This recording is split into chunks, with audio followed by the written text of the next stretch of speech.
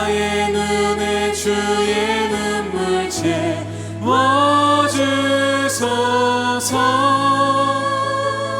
내 입술엔 찬양의 향기가, 내 입술에 찬양의 향기가,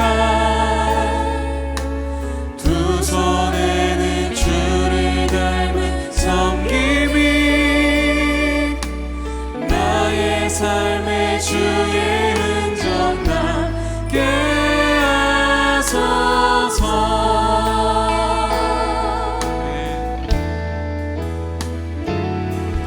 하나님의 사랑이 영원히 함께하리. 십자가의 길을 걷는 자에게, 순교자의 삶을 사는 이에게,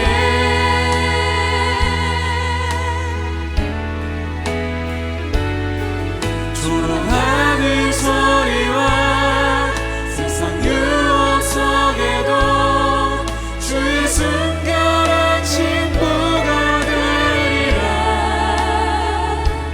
내 생명 주님께 드리리. 마음에 주를 향한 사랑이, 내 마음에 주를 향한 사랑이, 나의 맘에 주가 주신 진리로, 나의 눈에 주의 눈물 채워주소서.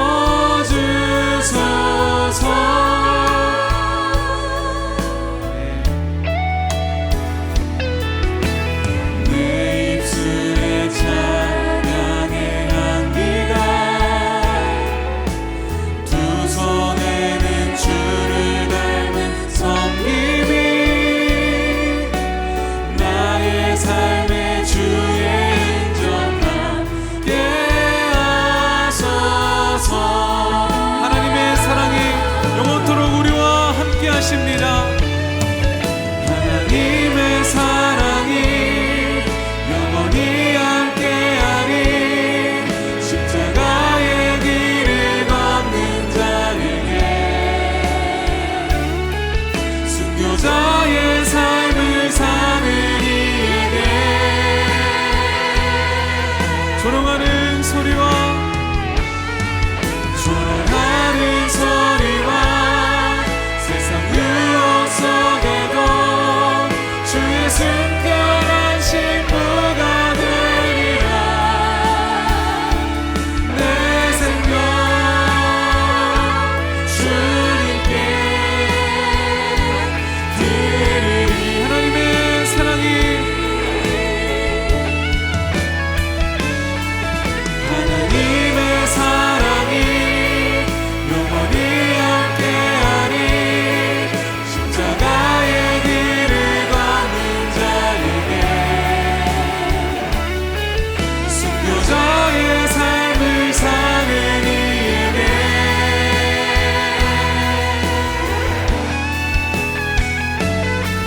조롱하는 소리와 세상 유혹 속에도 주의 순결한 신부가 되리라. 내 생명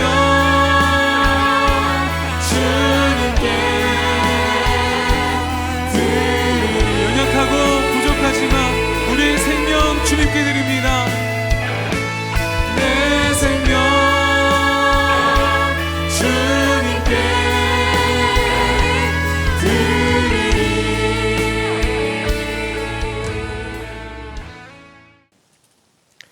다음의 상황을 한번 상상해 보시기를 바랍니다. 이 세상에서의 여러분의 삶은 끝났습니다. 이제 여러분은 하나님의 심판대 앞에 서 있습니다. 우리의 삶의 주인 되시고 창조주 되시며 심판주 되시는 그분 앞에서 이제 여러분은 그동안의 삶을 셈하셔야 합니다. 그렇다면 그 심판의 날에 하나님께서는 과연 우리에게 어떤 질문을 하실까요? 여러분에게 무엇을 물어보시리라 생각하십니까? 답은 하나님만이 아시겠죠. 그러나 다른 것은 다 몰라도 이것 하나만큼은 분명히 물어보실 줄 저는 확신합니다. 그 질문은 다음과 같습니다. 내가 내게 분부한 지상 명령을 완수하기 위하여 너는 정말 최선을 다하는 삶을 살았느냐? 왜 하나님께서는 반드시 이 질문은 하실까요? 그 이유는 너무나도 명확합니다. 지상 명령은 예수님께서 마지막으로 유언과도 같이 하신 말씀이기 때문입니다. 여러분도 한번 생각해 보시기를 바랍니다. 여러분의 임종의 순간이 다가왔다면, 이제 이 세상에서 살아갈 날이 몇 시간 남지 않았다면, 그리고 나의 사랑하는 모든 가족들이 한자리에 모였다면 여러분은 그들을 향해 어떤 메시지를 전하시겠습니까? 내가 별로 중요하다고 생각하지도 않는 부수적인 말을 하느라 시간을 낭비하는 사람은 없겠죠. 나의 삶을 돌아보면서 나의 인생을 총망라하여 가장 중요하다고 생각하는 메시지를 사랑하는 가족에게 전하지 않겠습니까? 또는 만일에 여러분이 가족들에게 단 하나의 부탁을 할 수 있다면, 다른 거는 다 몰라도 이것 하나만큼은 꼭 지켜다오라고 말할 수 있는 가장 소중하고도 중요한 부탁을 하겠죠. 예수님도 마찬가지입니다. 예수님은 소천하신 것이 아니라 승천하신 것이기 때문에 유언을 남기지는 않으셨습니다. 그러나 마지막으로 유언과도 같이 하신 말씀이 지상명령입니다. 이것만큼은 꼭 기억하고 반드시 지켜다오라고 말씀하신 것이 바로 지상명령이죠. 그래서 우리는 모든 계명 가운데서도 이것을 지상명령이라고 하지 않습니까? 그 지상명령의 내용을 우리는 마태복음 28장 19절과 20절을 통해서 확인할 수 있습니다. 주님께서는 말씀하셨습니다. 그러므로 너희는 가서 모든 족속으로 제자를 삼아 아버지와 아들과 성령의 이름으로 침례를 주고 내가 너희에게 분부한 모든 것을 가르쳐 지키게 하라. 바로 여기에 하나님의 심장이 묻어 있습니다. 바로 이것이 모든 교회가 반드시 지켜야 되는 본질적인 사역입니다. 바로 여기에 모든 교회의 존재 목적이 있습니다. 지구촌 교회는 왜 존재하는가? 예수님께서 유언처럼 말씀하신 그 지상 명령을 감당하고 완수하기 위해서입니다. 왜 오늘날 우리는 살아 숨쉬는가? 그 복음 전파의 명령을 감당하기 위해서입니다. 그 누구도 예외가 될 수 없습니다. 자, 그렇다면 지상 명령의 핵심 메시지는 제자 삼으라인데, 우리가 제자 삼기 위해서 반드시 해야만 하는 가장 본질적인 사역이 무엇일까요? 바로 복음 전파입니다. 복음을 전파하지 않고 제자 삼을 수는 없기 때문입니다. 예수님을 영접하지 않은 사람을 제자 삼는다는 것은 불가능한 일이죠. 그러기에 우리가 제자 삼기 위해서는 반드시 복음을 전파해야 합니다. 그래서 예수님께서도 마가복음 16장 15절 말씀에 보면 우리가 제자 삼는 사명을 감당할 수 있게 하기 위하여 천하 만민에게 복음을 전파하라고 말씀하셨습니다. 누가복음 24장이나 사도행전 1장 8절에서도 너희가 내 증인이 되리라라고 말씀하시지 않으셨습니까? 우리가 예수님을 증언함으로 복음을 전파함으로써 비로소 우리는 제자를 삼을 수 있기 때문입니다. 그러므로 우리는 제자 삼으라는 지상 명령이 교회의 핵심 사역이라는 것을 잘 알고 있습니다. 그와 동시에 너무나도 중요한 사명이기 때문에 저도 여러분도 복음을 전파해야 된다는 사실 또한 인정합니다. 문제는 실제로 복음을 전파하면서 살아가는 사람은 그리 많지 않다는 점이죠. 왜 그럴까요? 그만큼 전도는 우리에게 부담이 되기 때문입니다. 교회에서 하는 모든 사역들 가운데 가장 부담이 되는 것이 전도가 아닐까라는 생각을 해봅니다. 제가 여러분에게 우리 함께 예배합시다라고 한다면 정말 수많은 성도님들이 오실 겁니다. 또는 우리 성경 공부합시다, 우리 다 함께 기도합시다라고 하면 많은 분들이 동참해 주십니다. 심지어는 우리 봉사합시다라고 해도 또는 그 봉사가 굉장히 힘들고 어려운 봉사라 할지라도 많은 분들이 참으로 감사하게도 섬겨주십니다. 근데 유독 우리 노방전도 나갑시다라고 말하는 순간 참여자의 수는 급격히 줄어듭니다. 기하급수적으로 줄어든다 해도 과언은 아닐 것입니다. 그만큼 부담이 되기 때문이겠죠. 물론 어느 교회나 전도에 대한 큰 열정으로 복음 전파를 생활화 하시는 분들은 분명히 있습니다. 우리 지구촌 교회도 마찬가지일 것입니다. 문제는 그렇게 전도를 생활화 하시는 분들은 극소수에 불과하다는 점입니다. 어느 교회나 거의 예외 없이 대부분의 경우에는 전체 교인들 중에 전도를 생활화하는 사람은 3% 또는 2% 미만으로 떨어집니다. 나머지 분들은 복음을 전파하지 않은 채 살아가고 있다는 뜻이죠. 자, 여러분의 삶을 한번 돌아보시기를 바랍니다. 지난 일주일간의 삶을 한번 돌아볼까요? 우리가 주위 사람들에게 우리 교회 한번 나와 보세요라고 초청하는 것 외에 또는 교회 전도 훈련, 단기 선교 또는 노방전도, 교회 공식적인 사역의 일원으로 나가서 복음 전파한 것 말고 나의 일상생활에서 내가 개인적으로 복음을 증거하면서 살아가고 계십니까? 지난 일주일 동안 단 한 번이라도 복음을 전하셨나요? 일주일은 너무 짧죠. 그러면 한 달이면 어떻겠습니까? 지난 한 달 동안 단 한 번이라도 여러분은 복음을 전하셨습니까? 한 달도 너무 짧죠? 그럼 3개월, 6개월, 1년, 3년, 5년, 10년, 지난 10년 동안 나의 개인적인 삶에서 나의 일상생활 가운데 여러분은 복음을 전하셨습니까? 이 질문 앞에 선뜻 예라고 답하는 그리스도인들이 거의 찾아볼 수가 없습니다. 한 번도 전도를 하지 않았거나 지난 10년 동안 한두 번, 많으면 두세 번 정도 전도를 했던 것뿐이에요. 대부분의 사람들은 전도를 하지 않으면서 살아갑니다. 그렇다면 예수님께서 이것 하나만큼은 꼭 지켜다오라고 말씀하신 것 빼고 다른 사역만 감당하고 있다는 것을 의미합니다. 심각한 문제이겠죠? 어떻게 하면 좋겠습니까? 왜 이렇게 전도는 우리에게 부담이 될까요? 어디 이유가 한두 가지이겠습니까? 전도의 사명 앞에서 이렇게 말씀하시는 성도님들을 저는 많이 만나보았습니다. 사실 저는요, 저의 성격이 굉장히 내성적입니다. MBTI에서 I 성향을 갖고 있습니다. 그래서 저는요, 다른 사람에게 말을 거는 것 자체가 너무나 힘들어요. 그런데 심지어 복음을 전하라고 하니 저에게는 그것이 너무나 어렵습니다. 아마 지금 제가 하고 있는 이야기에 공감하시는 분이 이 자리에도 많이 계실 것으로 예상이 됩니다. 또는 나의 성경적인 지식이 불충분하기 때문에 또는 전도 훈련을 받지 않았거나 너무 오래전에 받았기 때문에 전도하기가 어렵다고 말씀하시는 분들도 있습니다. 성경에 대해서 잘 모른다면 내가 전도를 할 때 전도 대상자가 나에게 어려운 질문을 할 수도 있을 텐데 답을 하지 못하지 않겠습니까? 여러분의 친구에게 복음을 전파하고 있는데 그 친구가 이렇게 묻는다고 한번 상상해 보세요. 야, 이순신 장군 천국에 갔어? 지옥에 갔어?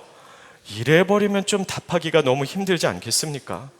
또는 내가 복음을 전했을 때 그 사람으로부터 거절당하는 것이 두려워서 머뭇거리는 분도 있을 수 있겠죠. 또는 지금은 내가 너무 바쁘니까, 나의 삶이 너무나 분주하니까, 또는 나는 피곤하니까, 또는 상황이 여의치 않아서 복음을 전파하기가 힘들다는 분들도 많이 있습니다. 지금 내 아이가 고3이라서 나는 사업을 시작한 지 얼마 되지 않았기 때문에, 또는 내가 금전적인 어려움을 겪고 있기 때문에, 지금 당장 맡은 프로젝트가 너무나 바쁘고 나의 시간이 없기 때문에, 지금은 너무나 피곤하기 때문에, 또는 내가 건강 상태가 좋지 않아서, 내가 나이가 너무나 적거나 나이가 너무나 많아서 지금은 내가 너무나 힘든 일을 당하고 있기 때문에, 이러한 이유들로 전도하기가 힘들다는 분들은 참 많이 있습니다. 여러 가지 이유가 있겠죠. 그런 이유들로 인하여 오늘도 전도의 문턱에서 망설이고 있는 내 자신을 발견하게 되지 않습니까? 자, 그렇다면 정리를 해봅시다. 한편으로는 지상 명령을 완수하는 것이 너무나 중요하다는 사실을 우리는 다 알고 있습니다. 그것이 하나님의 뜻이고 하나님의 심장이 거기에 묻어 있으며 그러므로 나도 복음을 전파해야 된다는 사실을 알고 있고 충분히 인정합니다. 그러나 다음 한편으로는 전도의 사명만큼은 너무 부담이 돼서 엄두도 내지 못하고 항상 전도의 문턱에서 망설이는 내 자신을 발견하게 됩니다. 자, 이제 어떻게 하면 좋겠습니까? 이 질문에 대한 명쾌한 답을 제시하는 것이 바로 오늘의 본문 말씀입니다. 자, 오늘의 본문 말씀을 보면 딜레마에 빠져 있는 한 선지자를 만나게 됩니다. 우리가 너무나 잘 알고 있는 눈물의 선지자 예레미야입니다. 그는 한편으로는 하나님의 말씀을 전해야 된다는 사실을 너무나 잘 알고 있었습니다. 그러나 또 다른 한편으로는 하나님의 말씀을 전하는 것이 너무나 부담이 돼서 너무나 괴로워서 그 사명의 문턱에서 망설이고 있는 자기 자신을 발견하게 되는 것입니다. 그렇다면 예레미야에게는 도대체 무슨 일이 있었던 것일까요? 지금 이 시간 우리 다 같이 예레미야의 삶의 이야기 안으로 함께 들어가 보도록 하겠습니다. 예레미야는 남유다 말기에 활동했던 선지자입니다. 요시야 왕, 여호야김, 시드기야 왕이 즉위하던 시절에 하나님의 말씀을 대언하던 선지자입니다. 자, 예레미야 1장에 보면 하나님께서 그를 선지자로 부르시죠. 그러나 그는 선뜻 순종하지 못합니다. 저는 아이와도 같아서 말을 잘 못합니다 라고 말을 하면서 거부하는 예레미야의 모습을 발견하게 됩니다. 그러나 하나님께서는 집요하게 그를 권유하시고 설득하셔서 마침내는 순종의 길을 가게 인도해 주시죠. 그런데 하나님께서 이 메시지를 외치라라고 부탁하신 말씀을 보니 그 말씀을 선포하기가 너무 당혹스럽더라는 겁니다. 자, 예레미야가 외쳐야만 했던 메시지가 무엇이죠? 우리가 구약 성경에 보면 대부분의 경우에 선지자들이 외친 메시지는 회개를 촉구하는 내용이었습니다. 너희가 지금 잘못된 길을 가고 있으니 회개하고 여호와께로 돌아오라라는 메시지를 전했죠. 그러나 예레미야의 경우에는 회개의 메시지가 아니었습니다. 그가 전했던 메시지가 무엇이죠? 회개가 아니라 심판의 메시지였습니다. 이제 이미 하나님의 때가 차 버렸으므로 심판이 임할 것이라는 멸망의 메시지를 전했던 것이죠. 한마디로 이 나라는 망할 것이라는 메시지를 전파했습니다. 자, 그러면 여러분도 한번 생각해 보세요. 여러분이 길거리로 뛰쳐나가서 이제 우리나라는 망할 겁니다 라는 메시지를 외쳤다면 주위 사람들이 어떻게 반응했을까요? 손가락질 하지 않겠습니까? 그래서 주위 모든 사람으로부터 예레미야는 손가락질 당했습니다. 사람들은 그를 매국노라고 비난했습니다. 국민 역적이 돼버린 겁니다.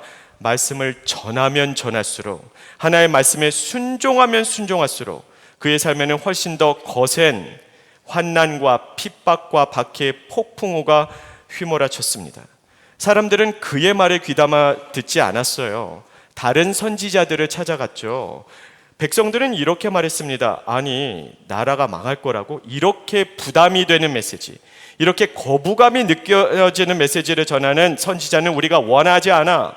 우리가 원하는 선지자는 말이야, 우리를 위로해주는 선지자, 우리가 잘하고 있다고 다독여주는 선지자, 언제나 따뜻하게 우리를 격려해주는 선지자를 원한단 말이야. 다른 선지자를 찾아가 봤더니 그들은 거짓 메시지를 전합니다. 평안하다는 겁니다. 괜찮다는 겁니다.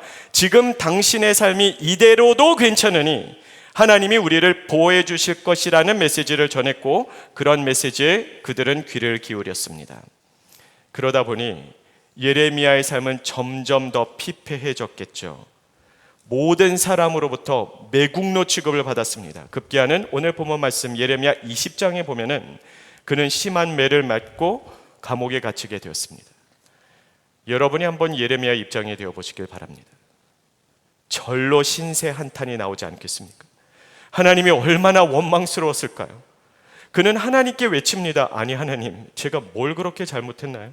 하나님의 말씀에 순종한 것밖에는 없습니다. 그런 저에게 복을 주시기는커녕 또는 이런 환난으로부터 보호해 주시기는커녕 나의 삶을 갈수록 피폐해지고 나의 고난은 점점 더 깊어지기만 함이 이것이 어찌 된 일입니까? 라고 하나님께 상한 심령을 쏟아내는 내용이 바로 오늘 본문 말씀입니다. 자, 그렇다면 그는 구체적으로 하나님께 뭐라고 항변했을까요? 오늘의 본문 말씀 7절, 우리 화면을 통해서 다 같이 한 목소리로 읽겠습니다. 여호와여, 주께서 나를 권유하심으로 내가 그 권유를 받아 싸우며 주께서 나보다 강하사 이기셨으므로 내가 조롱거리가 되니 사람마다 종일토록 나를 조롱하나이다. 예레미야는 다음과 같이 항변합니다. 하나님, 제가 언제 선지자 하겠다고 자원했습니까? 안 하겠다고 말씀드리지 않았습니까? 그런데 하나님께서 나를 권유하셔서 내가 말씀을 전한 것 아닌가요? 그런데 그 결과 나는 조롱거리가 되었으니 이게 도대체 어떻게 된 일입니까? 자, 오늘 본문 말씀에 보면 하나님께서 나를 권유하셨다라고 기록이 되어 있죠. 권유라고 해석된 이 단어는 히브리어의 파타라고 하는 단어입니다. 근데 이 단어가 참 흥미롭습니다. 파타라는 히브리어 단어의 1차적인 의미는 권유하다가 아니기 때문입니다. 그래서 실제로 이 파타라는 단어가 성경에서 사용된 용례를 살펴보면 권유라는 단어로 번역되는 경우는 거의 없습니다. 대부분의 경우에는 다른 단어로 번역이 되죠. 그 단어가 과연 무엇일까요? 사사기 16장 5절에 보면 아주 대표적인 사례를 우리가 만나볼 수 있는데요. 지금 이 시간 화면을 통해서 함께 보시겠습니다. 여기에 파타라는 단어가 사용됐는데 여기는 뭐라고 번역이 되었을지 여러분께서 찾아주시면 감사하겠습니다. 함께 읽겠습니다. 블레셋 사람의 방백들이 그 여인에게로 올라가서 그에게 이르되 삼손을 꾀어서 무엇으로 말미암아 그 큰 힘이 생기는지 그리고 우리가 어떻게 하면 능히 그를 결박하여 굴복하게 할 수 있는지를 알아보라. 그리하면 우리가 각각 은 1,100개씩을 내게 주리라 하니. 자, 여기서 파타라고 하는 단어는 어떤 단어로 번역이 되었죠? 꾀어서입니다. 파타의 1차적인 의미는 꾀다, 유혹하다, 미혹하다, 심지어는 속이다라는 뜻까지 갖고 있습니다. 한마디로 예레미야는 지금 하나님으로부터 속은 기분이 드는 겁니다. 하나님께서 권유하신 게 아니라 저를 속이신 것 아닌가요? 라고 외치고 있는 것이죠. 그래서 오늘의 본문 말씀을 새 번역 성경으로 보면 다음과 같이 번역이 되어 있습니다. 우리 함께 읽겠습니다. 주님께서 나를 속이셨으므로 내가 주님께 속았습니다. 하나님, 이건 너무한 거 아니에요? 저를 속이신 거예요 라고 외치고 있는 그의 모습을 발견하게 되죠. 자, 한 가지 사실을 분명히 짚고 넘어가야 됩니다. 하나님은 그 누구도 어떤 경우에도 속이거나 미혹하거나 유혹하시는 분이 아닙니다. 예레미야도 그것을 알고 있었을 거예요. 다만 지금은 너무 내가 괴롭다 보니, 내가 너무나 큰 고난을 당하다 보니, 너무나 큰 좌절감이 밀려오다 보니 마치 하나님으로부터 속은 느낌이 들었다는 겁니다. 그의 삶을 돌아보면 그는 단순히 성격이 내성적이기 때문이 아니라 성경적인 지식이 불충분하거나 전도의 훈련을 받지 못했거나 지금 내 상황이 여의치 않거나 바쁘거나 피곤하거나 힘들어서 말씀을 전하지 못하겠다는 것이 아니라 말씀을 전함으로 인하여 내가 너무나 극심한 고통과 어려움과 괴로움을 당했기에 이제 더 이상은 못하겠다는 겁니다. 누가 봐도 충분히 이해할 수 있는 상황 아니겠습니까? 그는 지금 너무나 괴로워하고 있습니다. 말씀을 전하는 것이 그에게는 너무나 크나큰 고통이었기 때문입니다. 근데 참으로 이상하게도 그는 말씀 사역을 멈추지 않습니다. 이렇게 항변하고 불평하면서도 다시 일어나서 또 말씀을 외칩니다. 그 이유가 무엇일까요? 오늘의 본문 말씀 9절이 그 이유를 가장 정확하게 설명해 주고 있습니다. 자, 오늘의 본문 말씀 9절, 우리 화면을 통해서 다 같이 한 목소리를 읽겠습니다. 내가 다시는 여호와를 선포하지 아니하며 그의 이름으로 말하지 아니하리라 하면 나의 마음이 불붙는 것 같아서 골수에 사무치니 답답하여 견딜 수 없나이다. 내가 너무 힘들고 괴로워서 내가 이제 다시는 하나님의 말씀을 전하지 않을 거야 라고 선포해버리면 나의 마음이 불붙는 것만 같아서 골수에 사무치니 답답해서 도저히 견딜 수가 없다는 겁니다. 인간이 경험할 수 있는 고통 중에, 육체적인 고통 중에 가장 극심한 고통이 무엇일까요? 가장 큰 고통 중에 하나가 심한 화상을 입는 겁니다. 여러분의 온몸이 불에 활활 타고 있다고 한번 상상해 보세요. 생각하기만 해도 끔찍하지 않습니까? 정말 너무나 견딜 수 없는 고통일 것입니다. 말씀을 전하는 게 고통스러운데 말씀을 전하지 않으면 더 고통스럽다는 겁니다. 왜냐하면 나의 마음이, 나의 중심이 불에 타들어가는 것만 같아서 골수에 사무쳐서 답답해 미칠 지경이라는 겁니다. 그래서 예레미야의 삶에서는 말씀을 전하는 게 고통스럽습니다. 근데 말씀을 전하지 않는 것은 더 고통스러웠습니다. 그래서 그는 말씀을 전하지 않을 수가 없었던 것입니다. 그러면 예레미야는 왜 말씀을 전하지 않았을 때 그렇게 고통스러웠을까요? 그 이유가 무엇입니까? 한마디로 그는 하나님의 마음을 너무나 잘 알고 있었기 때문입니다. 다른 말로 표현하자면 하나님의 심장을 공유하고 있었기 때문입니다. 하나님의 마음을 너무나 잘 알고 있었기 때문에 그는 하나님께서 그의 백성을 얼마나 사랑하시는지를 알고 있었죠. 내가 그토록 사랑하는 백성이 죄를 짓고 우상숭배를 범하며 멸망의 길을 가는 것을 하나님께서는 보시는 것이 너무나 고통스러웠던 것입니다. 그래서 말씀을 전하라고 명령하셨죠. 백성들이 말씀을 듣지 않습니다. 말씀만이 생명이고 말씀만이 능력이요 말씀만이 회복이고 말씀만이 소망인데 그 말씀을 듣지 않고 멸망의 길을 가고 있는 백성을 너무나도 사랑했기에 하나님은 너무나도 아프셨던 겁니다. 하나님은 너무나도 고통스러우셨던 겁니다. 그 하나님의 눈물이, 하나님의 아픔이, 하나님의 고통이 고스란히 나에게로 밀려 들어와서 가만히 있으면, 말씀을 전하지 않으면 그게 훨씬 더 고통스러웠기에 그는 가만히 있을 수가 없었던 것입니다. 자, 이 말씀 앞에서 우리의 삶을 돌아보기를 원합니다. 도대체 왜 우리는, 저도 여러분도 복음을 전하지 않고 가만히 앉아 있는 것일까요? 여러 가지 이유가 있다고 말씀드렸죠. 성격이 내성적이기 때문에, 전도 훈련을 받지 못했기 때문에, 말씀을 충분히 알지 못하기 때문에, 바쁘고 피곤하고 상황이 여의치 않기 때문에, 그 이유도 물론 맞겠으나 그 모든 이유들은 사실은 부수적인 이유일 뿐입니다. 저도 여러분도 복음을 전하지 않는 가장 본질적인 이유, 하나님의 마음을 모르기 때문입니다. 하나님의 심장이 공유되지 않아요. 하나님의 마음을 공유하고 있지 않기 때문에 잃어버린 영혼을 향한 하나님의 눈물도 슬픔도 아픔도 전혀 공감되지가 않는 겁니다.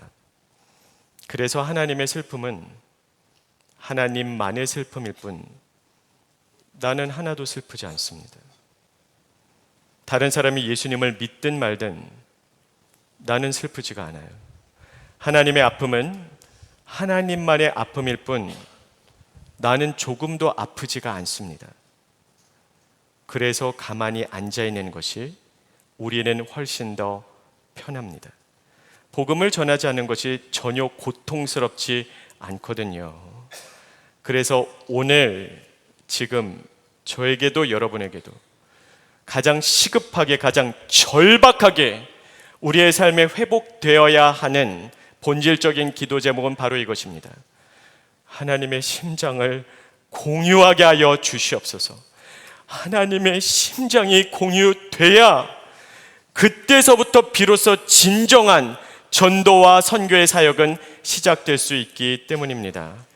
그렇다면 하나님의 심장을 공유한다는 것은 무엇을 의미할까요?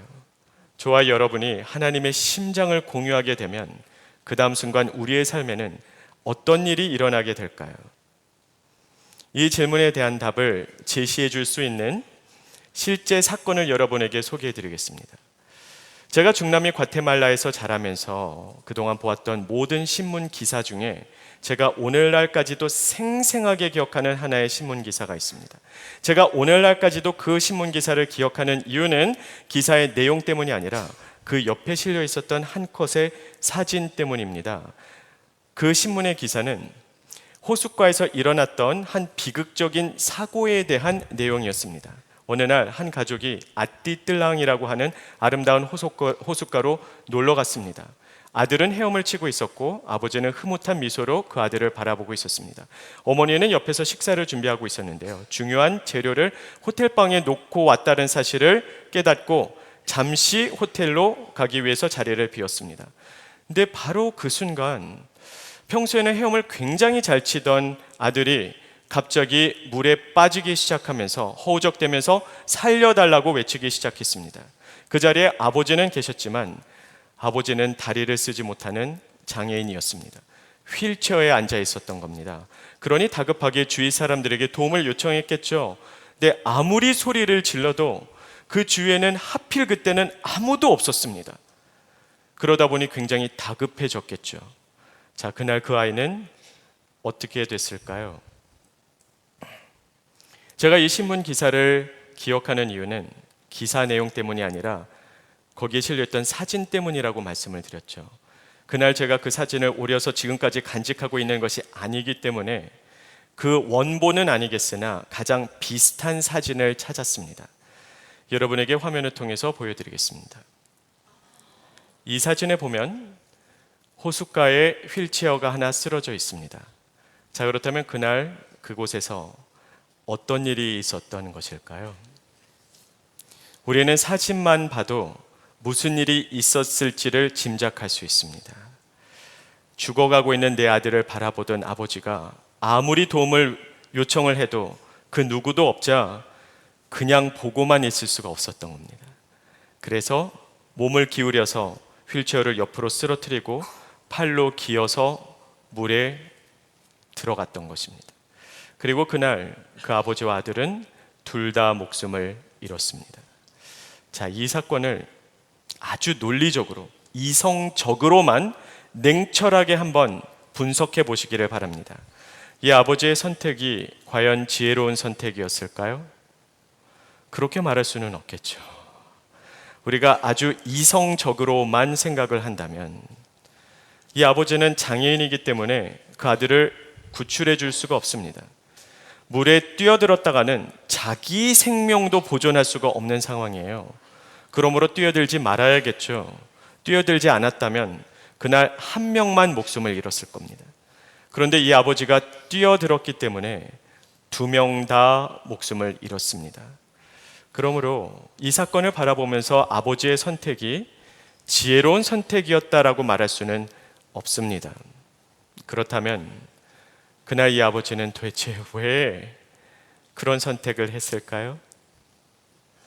사실 우리는 이 질문을 할 필요가 없습니다.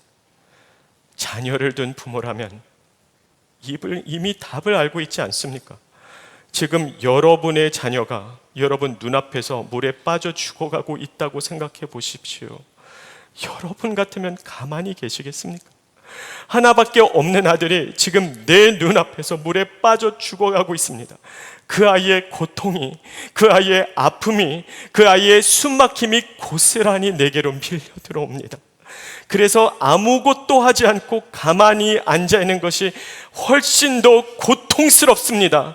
내가 아무것도 하지 않고 그것을 지켜만 보는 것이 훨씬 더 숨막히지 않겠습니까? 가만히 있는 것이 너무나 고통스러웠기에 그 아버지는 뛰어들었던 것입니다. 뛰어들을 수밖에는 없기 때문입니다. 저는 제 자신을 돌아보았습니다.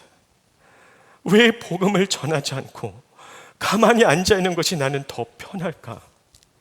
하나님의 심장이, 하나님의 아픔이, 하나님의 고통이 공유되고 있지 않기 때문입니다.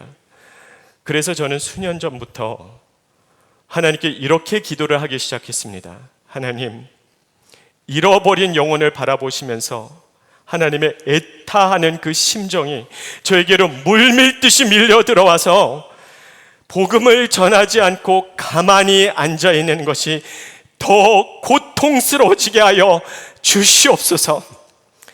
여러분에게 묻고 싶습니다. 도대체 왜 예수님께서는 하늘의 그 영광스러운 보좌를 버리고 이 땅에 오셔서 십자가를 지셨을까요? 그 이유가 무엇이라고 생각하십니까? 하나님이 세상을 이처럼 사랑하사 내가 그토록 사랑하는 백성들이 멸망의 길을 가는 것을 하늘 보좌 위에 앉아서 지켜보는 것이 훨씬 더 고통스러웠기 때문입니다. 하나님께서는 그래서 인간의 몸을 입고 이 땅에 오셔서 십자가의 그 모진 고통을 다 당하시고 저와 여러분을 위해서 십자가에서 목숨을 내려놓으셨습니다. 십자가의 그 모진 고통이 너무나 고통스러웠으나 그 십자가를 지지 않고 가만히 지켜보는 것이 하나님께는 더 고통스러웠기 때문입니다.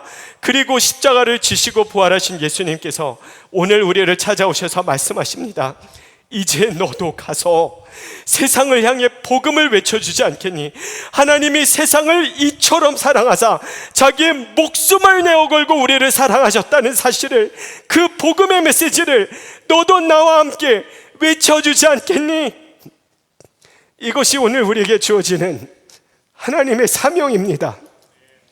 우리가 하나님의 심장을 공유한다면 그때부터 비로소 진정한 전도와 선교와 생명의 사역은 시작될 수 있습니다. 하나님의 심장을 공유함으로써 모든 성도가 함께 복음을 외치는 교회, 우리 지구촌 교회가 되기를 간절히 원합니다. 오늘 본문 말씀에서 예레미야는 다음과 같이 고백합니다. 내가 다시는 하나님을 선포하지 아니하며 그의 이름으로 말하지 않겠노라라고 하면 나의 마음이 불붙는 것 같아서 골수에 사무치니 답답하여 견딜 수 없나이다. 바로 이것이 저의 고백이 되고 여러분의 고백이 되기를 예수님의 이름으로 축복합니다. 기도하겠습니다.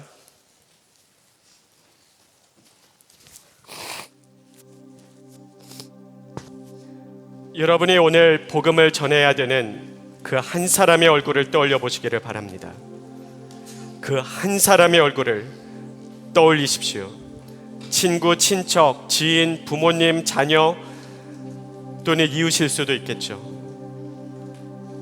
성령님께서 역사해 주셔서 하나님의 심장을 품고 복음을 전파할 수 있도록 힘을 주시기를, 하나님의 심장을 우리에게 공유할 수 있는 능력을 주시기를 다 같이 지금 조용히 기도하도록 하겠습니다. 기도합니다.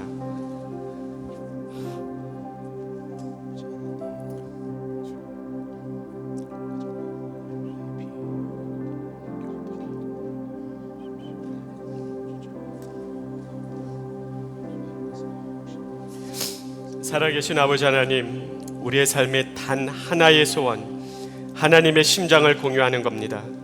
잃어버린 영혼을 향한 하나님의 슬픔과 고통이 우리에게 공유되게 하시고, 잃어버린 영혼들이 하나님께로 돌아왔을 때 하나님께서 기뻐하시는 그 기쁨 또한 공유되게 하사 하나님의 심장을 품고 지역사회로 그리고 열방을 향해 전부 다 함께 나가는 그런 교회 되게 하여 주시옵소서. 감사하며 예수님 이름으로 기도합니다. 아멘. 함께 자리에서 일어나셔서 이 고백으로 주님 앞에 결단하며 나아가겠습니다. 아버지, 당신의 마음이 있는 곳에 나의 마음이 있기를 원해요. 아버지, 당신의 눈물이 고인 곳에 나의 눈물이 고이길 원해요. 아버지, 당신이 바라보는 영혼에게 나의 두 눈이 향하길 원해요. 아버지,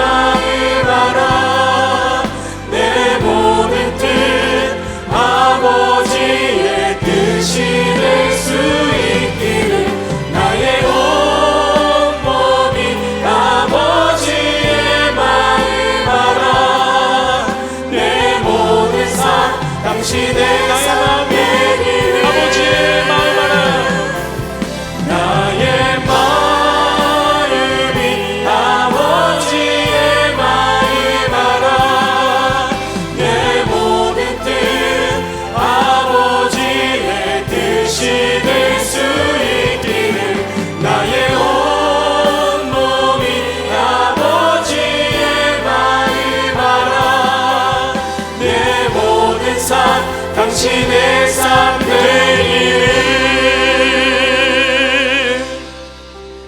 이제는 우리 주 예수 그리스도의 십자가의 은혜와 나 같은 죄인을 살리기 위해 하나밖에 없는 아들도 아끼지 아니하시고 우리를 위해 내어주신 하나님의 그 크신 사랑과 성령님의 감화 감동하심 또 교통하심이 오늘도 하나님의 심장을 품어 이웃에게 복음을 전파하기로 결단하는 모든 성도들에게 이제부터 영원까지 항상 함께 하시기를 축원합니다.